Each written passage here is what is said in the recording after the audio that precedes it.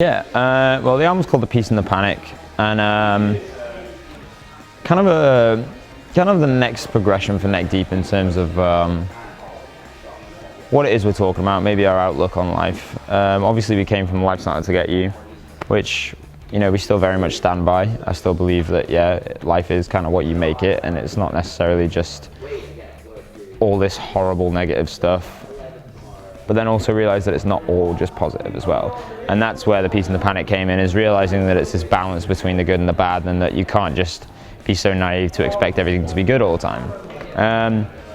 But you know, I was young when I wrote that, and I was going through a very, very, well, I've called it a period of uninterrupted happiness before, and it was. And during that album cycle, we kind of had lots of unhappiness and lots of kind of, we had a pretty heavy dose of life, and yeah, it really did just make me realize that the good and the bad have to coexist. I think the title comes from a culmination of things, but it's kind of a feeling that we've been having since, you know, our last album was called Life's Not Out to Get You, and we had a really strong message of positivity. And that was like 2 years ago. And you know, we've just grown up a lot, and we've dealt with some heartache and some pretty bad situations, and you know, a lot of those themes and things have come out in the songs, in the lyrics, in the concepts, but then there's also been a lot of good things, and our band's grown to a level that, you know, exceeded where it was, and it's gotten way bigger, and there's a lot of positive there. So The Peace and the Panic is kind of like a balance of that, you know. I've always very much written from like whatever I'm feeling at the time, and I've always drawn experience from life, and it's always been this existential thing, really. It has always been about life, you know, whether that's being a dumb teenager and breaking up with a girl, or whether that's going to university and being scared out of your wits, or, you know, but then going on to losing a parent and really experiencing like some life. It has always been that, and I think it really, yeah, I don't know, I think the more I talk about it, I feel like the more you can apply the peace and the panic to like everything. Like the anecdote that I've given a few times, it was like I had this real like crazy moment of clarity during the record. Like I was writing the song Grand Delusion, and I was like stressing my ass off, like super stressed about it. Like I'd written like 14, 15 songs or something crazy like that in a month, and I was just like creatively like just beat, and I was like crazy anxiety about the album, like just generally like trying to get it all together and to get it done, and you know, missing home and like just questioning everything and really going through this struggle.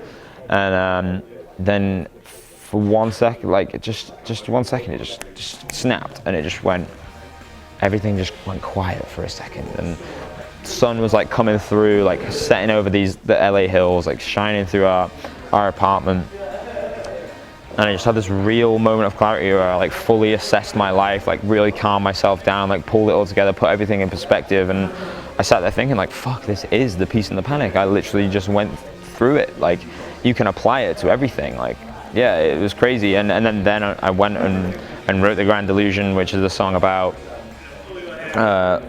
anxiety and this existential crisis, you know, and I kind of used that emotion, that panic emotion, and put it into a song, and it actually turned out to be one of my favorite songs on the record. So yeah, the actual title itself, that we, for quite a long time, we thought it was going to be called Where Do We Go When We Go, which ended up being the name of one of the songs.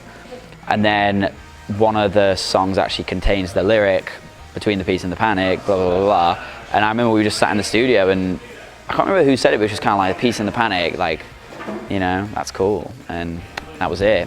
They cemented in pretty much that day, and we would like refer to it as that from there on out, and we're stoked on it. So I went from school to college to this, I went to ACM, Music Academy in Guildford.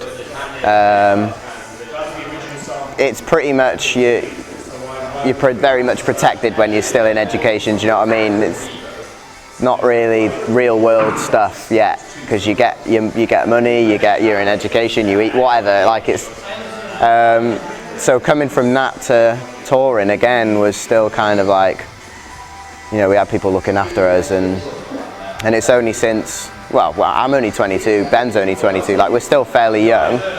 I'd say, yeah, the first couple of years was a bit surreal for us. Like, everything that we were experiencing was foreign, and like, just as you could imagine, like living this life at that age is just like, whoa, like, so it's taken a minute for us to like actually take it all in. I think it probably has only just like started to make sense now for some of us. So yeah, the album is probably the realest record that we have, because it explains the life that we've had so far with Neck Deep and some of the experiences that we've had over the past couple of years that have affected how we felt.